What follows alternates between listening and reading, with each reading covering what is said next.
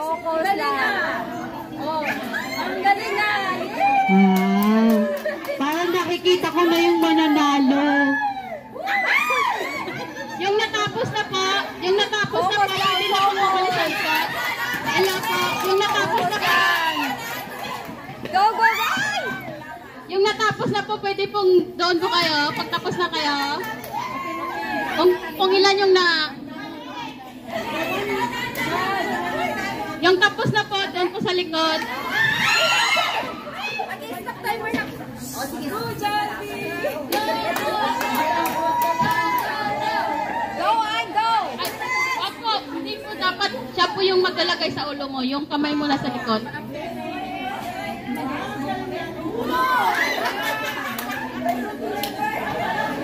One more here, one more here. One more here. One more here. Ay, balik. Focus, focus!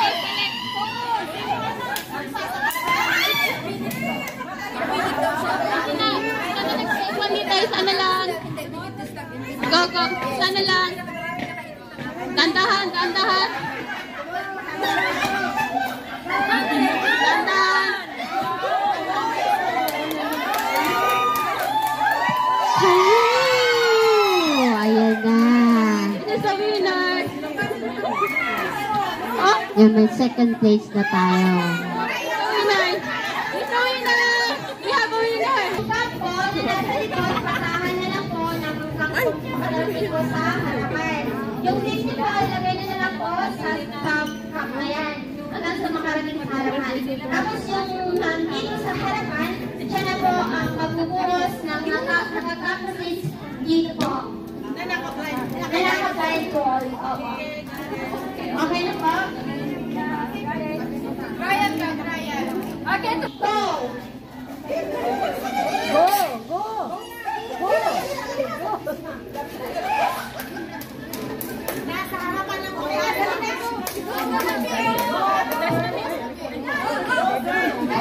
Saglit lang, babe. Nung isinanong sa taas ng chair. Excuse me, alam ko ba i-touch yung chair or just put the cup na lang? It's okay. But I saw ate touch the chair. Lahat naman sila nag-touch sa chair, di ba? Yes. Wala na, hindi masyadong ano yun. Hindi na. Okay na. Nakita ko na po kung sino ang nanalo. Ang nanalo po ay dito sa page ko. Ano po sila sa tama? Ano ha? Chapter 13, verse 31. The kingdom of heaven is like mustard seed, which a man planted in seeds. Planted in his field. Seeds on pathway, rocky on thorns, is like trusting God. God's words will grow in your heart, resulting in manipulation, obligation, and prayers to read them. Challenge persists, leaving us behind in circumstances. Despite this, we must wholeheartedly trust and have faith in God. When seeds fall on God's soil, it signifies accepting God in your life. His words deepen in your heart, fortifying you through challenges, helping your faith flourish in peace, joy, and love, allowing you to share your abundant blessings to others. Amen. Amen. Amen. Okay? Let's magsitayo po lahat para sa ating pagpupulong sa ating Panginoon.